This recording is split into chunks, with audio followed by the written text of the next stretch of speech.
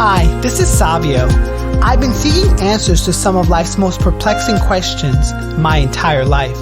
In 2014, I was diagnosed with stage 3 cancer, and ever since, I realized my calling existed outside of what I knew to be familiar. This podcast is home for survivors like myself and those who yearn to build resilience in their mindset and live their best life.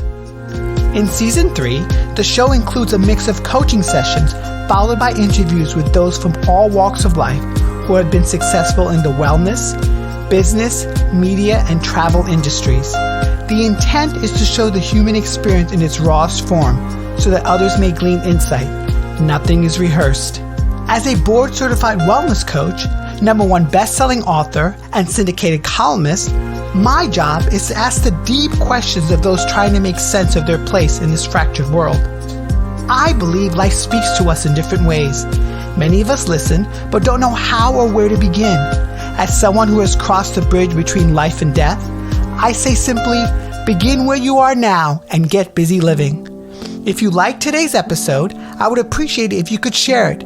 Be sure to tag me at The Human Resolve so I can reciprocate in kind. So without further ado, welcome to the Human Resolve podcast. Today's podcast guest is David Craig, co-founder and CEO of GRYT Health and 2-time cancer survivor. As David states, the universe teaches us until we are ready to learn, saying the things to each other we never knew how to say before. Hi, David. It's good to see you. So nice to see you. Excellent. So what would you like coaching on? I've spent time really thinking about this moment in my life, and the biggest area that is challenging me at the moment is trying to shift my mentality from focusing on outcomes to switching it to be more present on the moments that will lead to outcomes. And by that, I mean both in my work and in my life. With my wife having a stage 4 cancer diagnosis, the outcomes can be binomial. She lives or she doesn't survive. And living in that space is or can be paralyzing. I really want to live in the space of how much we make of these moments today. So what I'm hearing is sort of wrestling with the ideas of living in the present and living with this possible outcome or possible outcomes. Is that correct? Yeah. And trying to lean into what being present means. You know, some of it has to be the reality of cancer in our life this way, but there is so much in life that isn't cancer, and balancing those. Yeah. So what would be a great outcome for today? When I went through my own 2 cancer diagnoses, I didn't have any coping skills or techniques, and I learned by making a lot of mistakes. And this opportunity to try to think more proactively about how to handle those moments when I find myself obsessed about the outcome versus living in the present, having a way to bring myself back. Having a way to bring yourself back. Yeah. So have you ever wrestled with something as major as this in your life? Cancer has been a theme. I had 2 of my own diagnoses, and then I lost my dad to bladder cancer. And I would say that I used control or controlism as a way to try to get through those experiences. Like when my dad passed now 10 years ago in June, the first thing I did was an extreme 10-day juice diet. And in my head, I told myself, oh, this is something healthy I can do for myself. But in reality, I was controlling everything I put in my mouth to try to feel like I had some sense of control when everything in my life felt like it was falling apart. So you use control as a ways and means in order to do that. Yeah. And in this situation that you're going through right now, what's happening? What's happening within your mind, your body?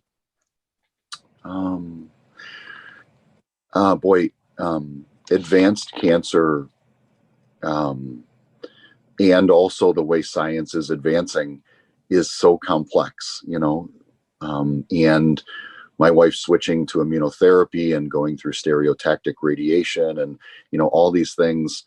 I'm trying to be emotionally and intellectually at my best for every moment to make sure that I'm my best for her at every moment.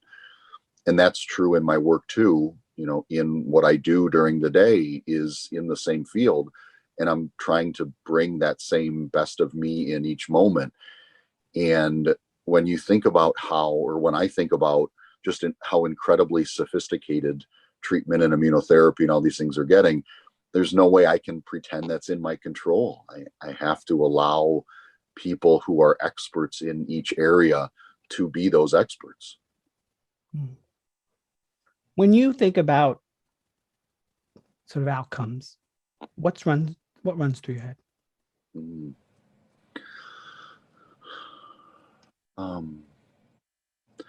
To be entirely honest, the terror of losing my wife.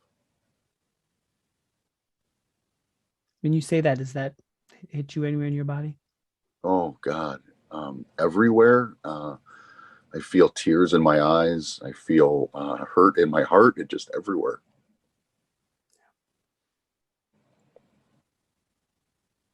What does your wife want from you?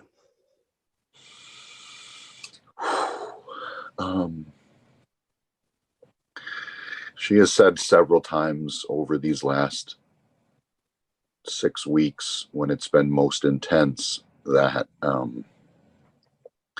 if she had the choice between more time but not knowing what we have and knowing what we have, she would choose this every time.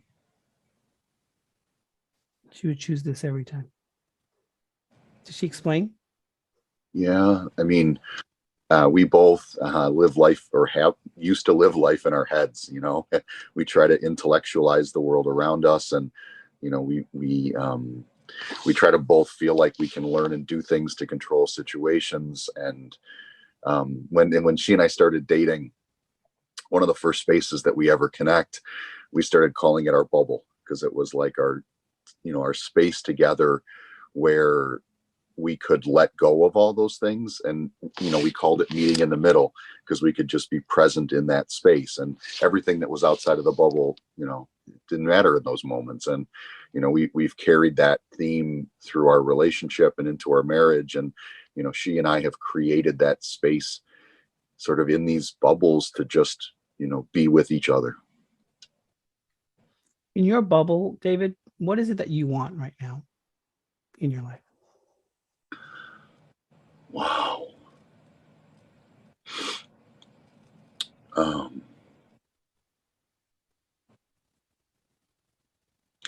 Wow.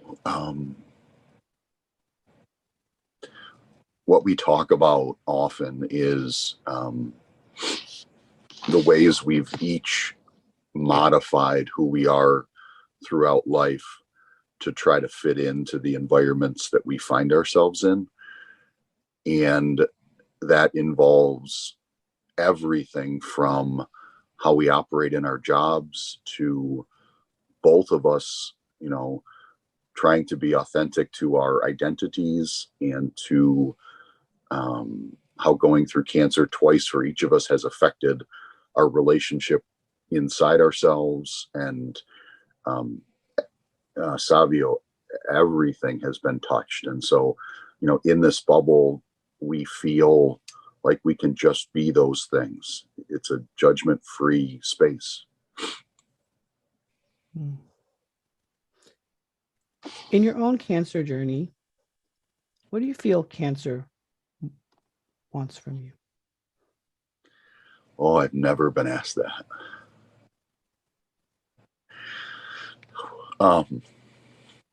There is an expression that was the first way I tried to make sense of cancer. And that is, the universe teaches until we're ready to learn. And I went through my first cancer diagnosis at 25 in complete denial and thinking I was in control. My second cancer diagnosis took from me fertility and sexual performance, and in many ways, the body parts that I thought being a man meant, and, hormone production and all these profound things that move us through the world. And it took me 3 years after that to realize I needed to change. And that's when my life started to change. Losing my father was more than I could bear using that old model towards life. And so it really pushed me into change. And now with Ellis, our whole relationship has been learning how to say the things to each other that we never knew how to say before. And we keep mining, we shock ourselves. Just last week in the car, I told her something I've never told another human in my life. And those moments, if that is what cancer is trying to teach me, that is what I am most strongly grateful for. Have you explored these talking points with your wife before? When you say these talking points, do you mean the questions or the topics? Both. We are both, kind of sailors on the water in real time. Neither one of us have been in these waters before. And so she's really wonderful about, being in the melanoma groups and learning from others. And, I work with an organization of people that have gone through cancer and cancer caregivers. And, we are incredibly open with each other, but I wouldn't say that means we know the questions. What do you suppose some of her questions might be?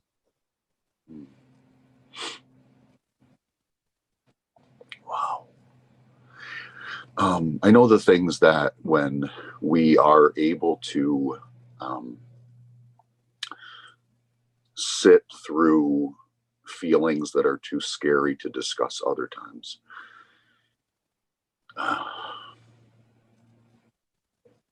The things she cares most about are the people in her life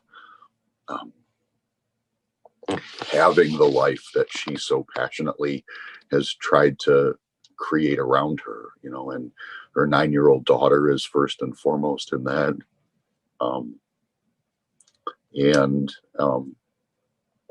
I think for us, keeping gratitude and our love of life center, even when things that threaten that creep in.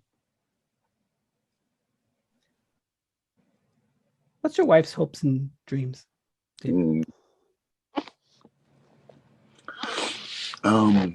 She's been searching for her voice and her way to feel seen for as long as she's been aware of her presence, and a lot of things in her life pushed her backwards in that journey, made her question her value or question her ability to be her. And the steps she's taken to really claim her space and claim her identity and, live in that, it is a miracle to watch, and one of the things I admire the most about her.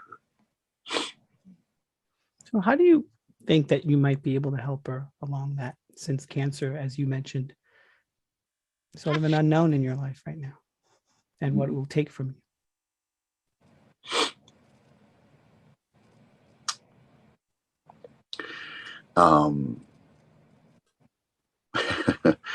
I grew up in a family that had multi-generational alcoholism and combat-related PTSD.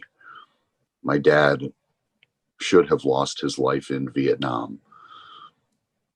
And it was only because of his size, and he was a bodybuilder, that he survived the impact that the other men around him did not survive.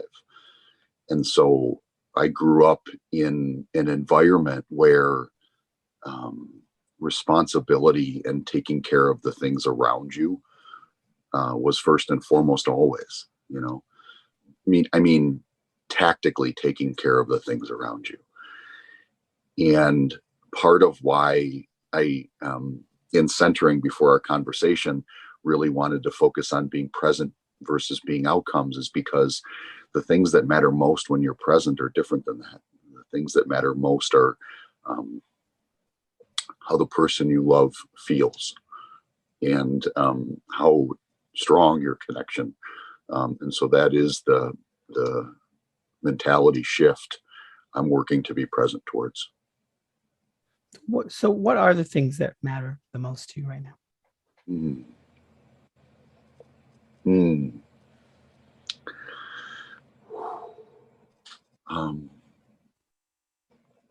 For me personally, it is having authenticity with myself and not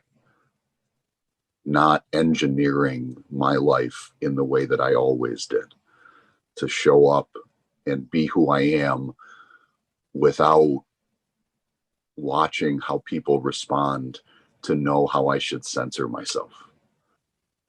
That's how I've always lived. And based on how people respond, I've always been able to, oh, well, this is off limits, or that's, not comfortable, and steer around those waters. And so for me, showing up to let people see what's in me and who I am is where I have to start everything from, or else I'm not honoring this gift that I have now. So what would be a step in the right direction for authenticity for you?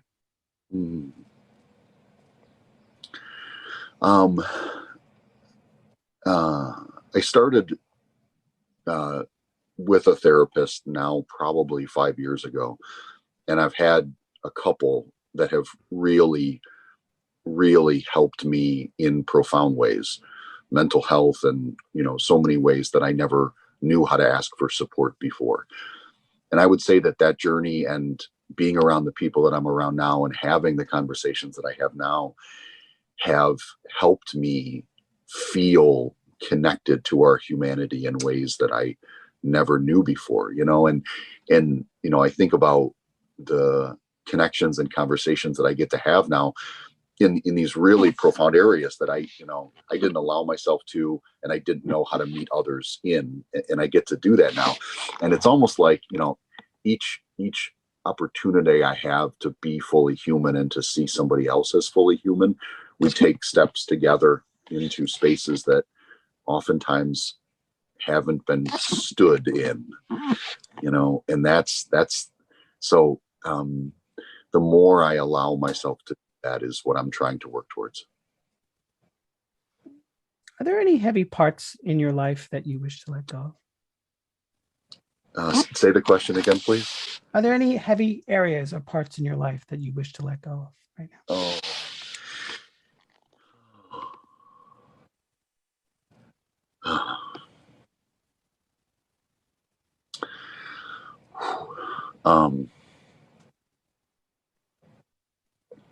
Because of this focus on perfection, the times that outcomes haven't been what I hoped as perfect, I hold guilt and question about.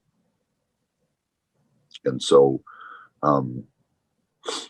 not being so critical of myself, or recognizing that I did the best with what I had at those times, is something that's hard for me to do. Does guilt still play a profound role in your life at the moment? I would say less than it did when I started to be open and learn about vulnerability, but it certainly still has a large space inside me. Is guilt a theme right now with your wife's situation? Wow, I haven't been present to it, but in knowing my operating model as a human these 45 years, I would just have to say that it does. Would you like to explore this? Yeah. Can you help? Yeah. So I just want you to get comfortable in your seat. Take a couple breaths in and out. Do a quick body scan. You can soften your gaze or close your eyes, whatever you feel most comfortable to do. Just want you to breathe into the different body parts I mentioned. Top of the head,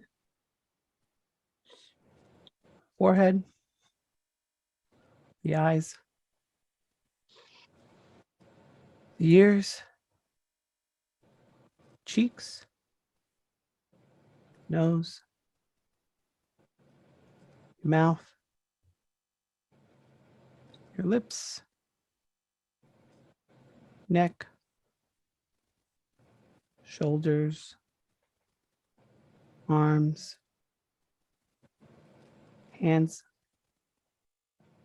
upper body, torso, stomach, lower body,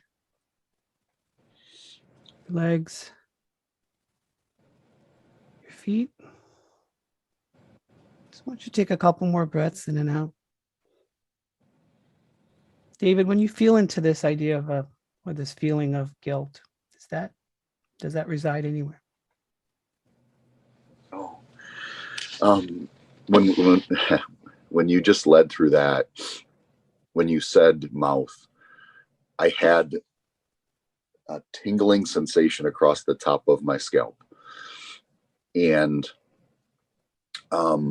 my mouth, my voice, my ability to talk is what I hold most sacred in terms of humanity, because our voice is how we know we matter. Being able to speak what's inside of us and feel heard is, to me, what matters most. It's how I know I'm here and how I get to learn why others are here. And when you took me through that, when you said mouth, I felt this connection across the top of my head and just to what is sort of most forceful inside of me trying to live. I don't know. So I don't know if that answers your question, but that's what I felt. Can you describe the sensation? It was a rolling all the way across. I think it started in the back and rolled almost as if each hair on my head became alive in progression. I felt this wave of sensation across the top of my head. In this moment, with this feeling, is there something or things that you have not said to your wife that you need to say?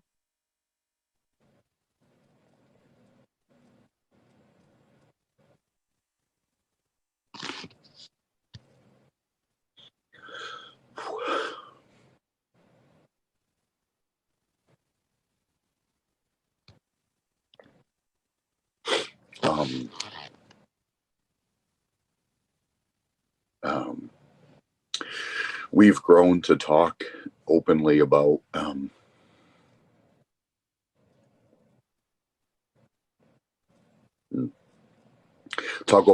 things to do while she's here.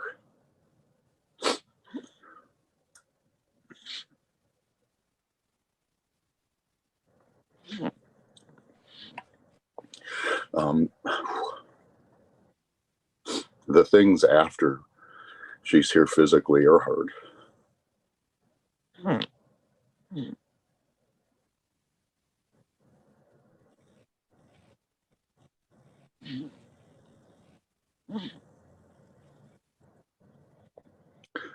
I'm sure that's the stuff that I need to talk more about.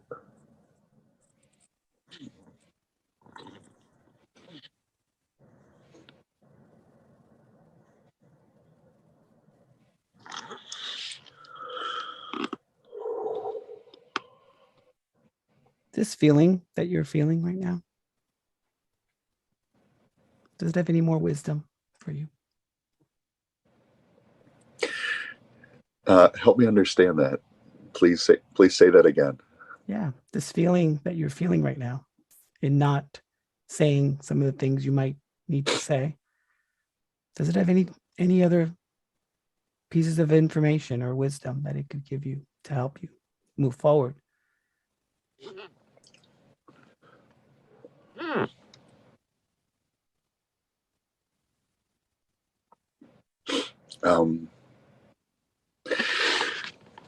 What we talk about and the journey that I've fallen in love with being on,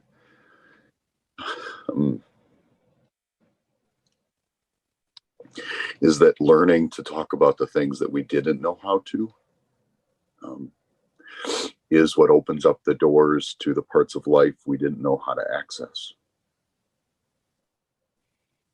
And I just identified a part of both of our lives that I've not allowed myself to open up to. David, what do you know to be true in this life?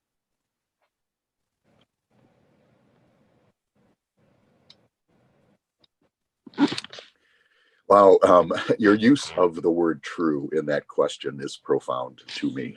What I know to be true is that the things that have affected me the most and the things that have made me feel the most alive are not the things that I tried to intellectualize or learn or study, but they are the things that I almost can't explain. You know, the feeling of love that cuts across boundaries, or the way people share the things that are inside of them that they thought the world or themselves could never accept. You know, to me, truth lives in that space. It is allowing ourselves to connect to that stuff that, for whatever reason, we felt had to live in a separate compartment. And being human is not holding those compartments, being fully human. And regardless of the outcome, what do you know to be true?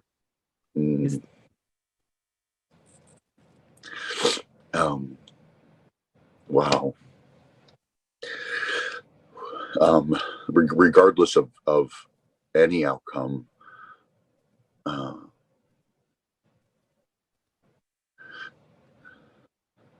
not allowing, not forcing myself to hold these things in containers, to allow them to be a part of me now, is the summation of what I hope my life comes to. Not regretting holding back in any moment. Not holding back in any moment. And if you were to unlock one of the containers, how would you go about doing that?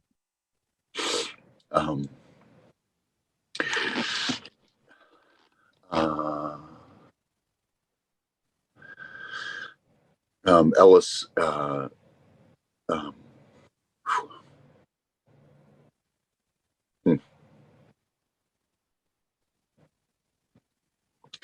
Ellis has a way that she wants to share her love of travel and love of new experiences.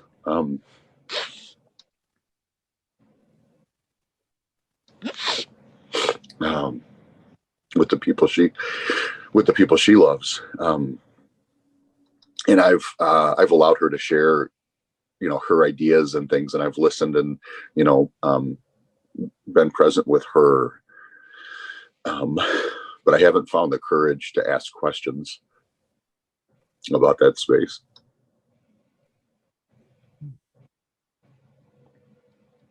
What would be a deterrent in starting that conversation for you?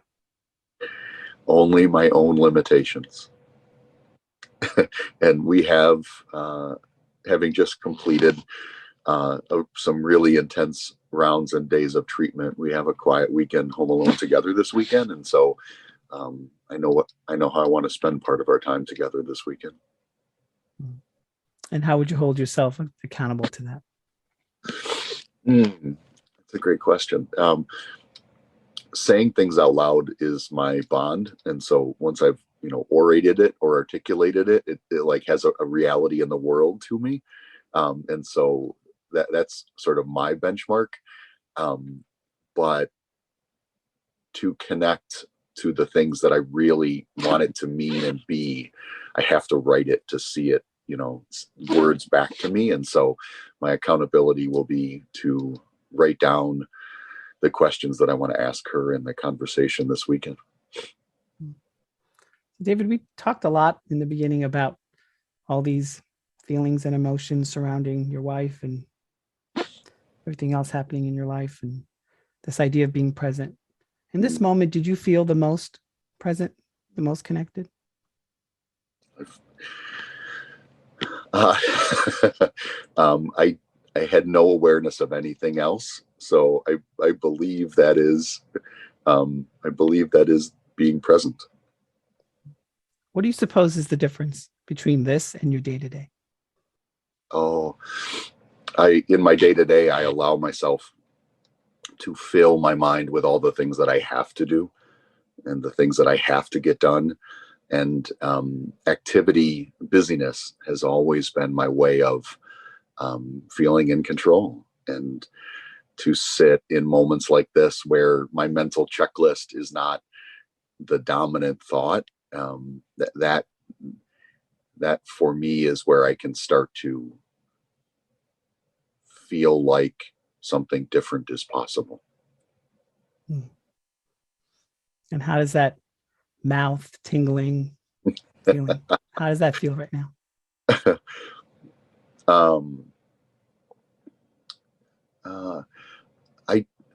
I'm really shocked that I don't feel scared to write down my questions. You don't feel shocked to write them down? No, I don't feel scared. The first time we say something is always terrifying, and I don't have that fear. I have an interest now, an eagerness to hear what Ellis shares with me. Wow. Great. Well, do you feel complete? Is this a good point to transition to the interview portion? It is a wonderful point. Thank you. Sure. So David Craig, tell my audience more about you, your work, your passions in life. Oh gosh. The only way to answer that question is to share with you how I arrived at this point. And so my career, my work in life was research. And it was very intellectual work and very educated work. And it was also my way to further carry out my engineering model, to feel like I had control over things. And when my life started to break, when that identity started to break, I left that world and started in patient advocacy, and volunteered with an organization called Stupid Cancer, which is the young adult cancer advocacy organization. And I spent several years volunteering and then working and joining the board. And it really transformed my life in the way that I didn't feel like being broken was my fault. I didn't feel any longer like I was guilty or I should be ashamed of where I was. It gave me that back. And so the work that I started after that is an organization called GRYT Health, and it's spelled GRYT. And we named the organization that because our co-founder and my chairwoman, Shelley Nolden, she was diagnosed with advanced APL leukemia in her early 30s. She was 20 weeks pregnant and she lost her baby. That's how she found out she had the cancer.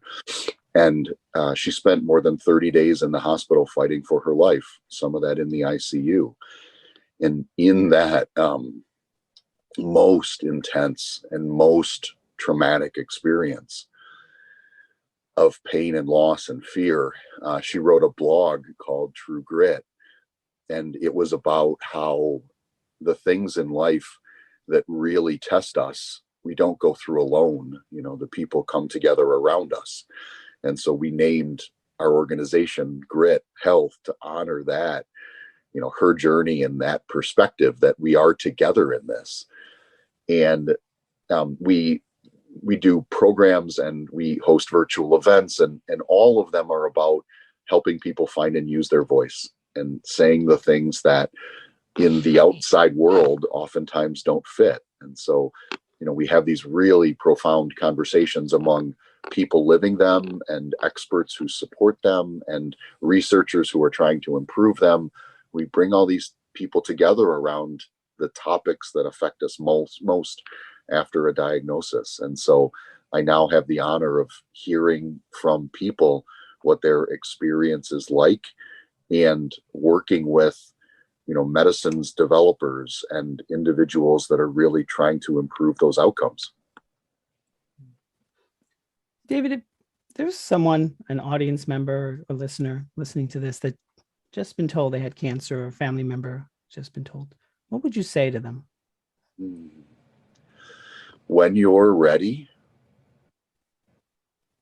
look for or look to people that are starting to process what can only be overwhelming in the beginning. And by that, I mean, the first moment anybody gave me that gift was a woman, Melinda Hood, and she was at the Young Adult Cancer Conference, and she was running around with a plushie in front of her of a woman's reproductive system.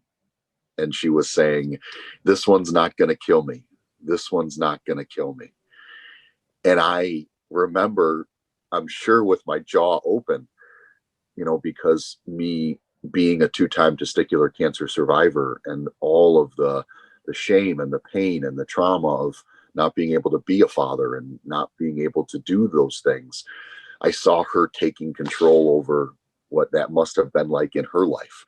And that moment changed me forever. I saw that I could have a voice and that I could talk about those things. And I credit Melinda and that moment of being the first time after my diagnosis that somebody showed me I didn't have to trap all that stuff inside. There's the science aspect of cancer, right? Treatments, medical, senior doctor. But I've often said that a lot of the healing takes place at home. So what would you say, someone who's an expert in this field, that individuals can do to be more proactive with healing beyond just the medical aspect? Yeah. I'll connect it to what I came into our conversation wanting to talk about. Outcomes are meant to be measurements of what we achieve after a diagnosis. And those outcomes by design sort of have to be neat. How long do you live? How is your mental health? These things have to be measurable and quantifiable. But humanity isn't that way, and the more we rush to measure an outcome, the more we almost cut off all of the healing that continues from that point, and so I try to balance that the real healing is our humanity, because a diagnosis can steal that. We are poked and prodded and treated and all these things. You kind of almost have to harden yourself inside to get through that, just to survive. And the process of reclaiming our humanity afterwards, to me, is real healing. And I think if we're really lucky, if we are able to feel courageous, we actually go past the point that we entered cancer with, and we become more human. And to me, that's the miracle. So what are you most excited about in terms of innovation when it comes to cancer? Yeah. This is why I get up early every morning, is to be a part of this. In the last few years, the FDA passed new guidelines about patient experience data, right? And this is for the first time in 100 years of regulated medicines development. Learning from the humans with the disease in their own voice is now a part of the future of healthcare. And Wow. we get to be a part of that. It's no longer enough to say, how are your patients doing, or what does the data show? We now have to include, from those individuals living the experience, how they're being affected. And when I think about just innovation and the potential for changing lives, it is only going to come from including the voices that need to be heard. And that is what drives me every day to be a part of this with all that I am. What are some misconceptions or myths that you've encountered in your work that you would like to dispel? We talk about this a lot with our team. When people hear the word research, they, for many very valid and important reasons, have perceptions of what that means. And there has been really awful, evil mistrusts involved in research. You can't talk about research without acknowledging why these perceptions exist. And for us, for individuals that have gone through cancer and diagnoses and now learn, what we care about is not the academic definition of research, but how we create ways to learn the things that haven't been understood before. And the more we move into different human lives and the ways different humans experience their diagnosis, the more we can do things to personalize their care. And my greatest hope is that when somebody faces a diagnosis, the first thought is about where that person is and is starting from, so that we can be part of the journey from that point. Meeting them with anything other than where they are already creates a gap. And I want a world where we meet people where they are and understand where they want to go, so that we can use medicine and leverage resources to help them. That to me is personal care. I think President Biden declared or proclaimed that by 2030, I think I'm correct, or 2040, that we could make a huge dent in eradicating cancer. Is that even a realistic endeavor, you think? I think the goal is the right goal. What I think is not being talked about enough is the real life experiences that have to be addressed to make that attainable. And by that, I mean, there are 13 indigenous oncologists in the entire United States. One. And so if you are an indigenous American and you want to be seen by somebody who understands your journey and what matters to you, you've got 13 people to choose from. That's not representative. We need to address those gaps before, or in order to be able to achieve the moonshot goals, because it is the humans who are collectively a part of it that will make that possible.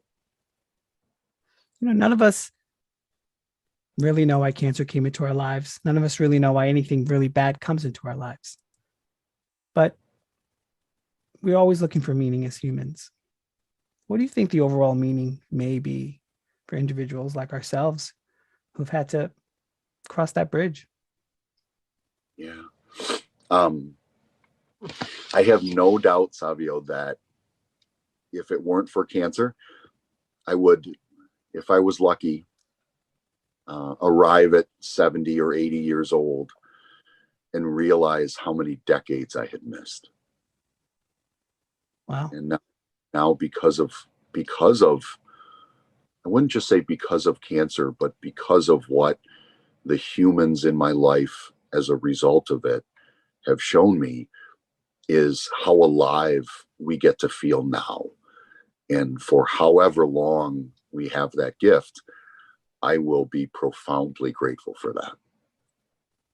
Yeah. And I can attest to that. I wouldn't be doing this work if cancer didn't come into my life as well. Well, this was such a beautiful conversation, David. Can you please tell my audience where they can find you, your work online? I would be honored to. Thank you. The easiest place is to visit our website at grythealth.com, and it's spelled GRYT health.com. And we're across social channels. And I encourage you to peek at the faces that greet you, because those are the authentic faces of our team and our community who are making these remarkable strides to be fully human. Wonderful. Well, thank you so much. I really, really loved today's conversation. Thanks, David. I do as well, and I'm so grateful for what I get to do this weekend with my wife. Wonderful. Thank you again.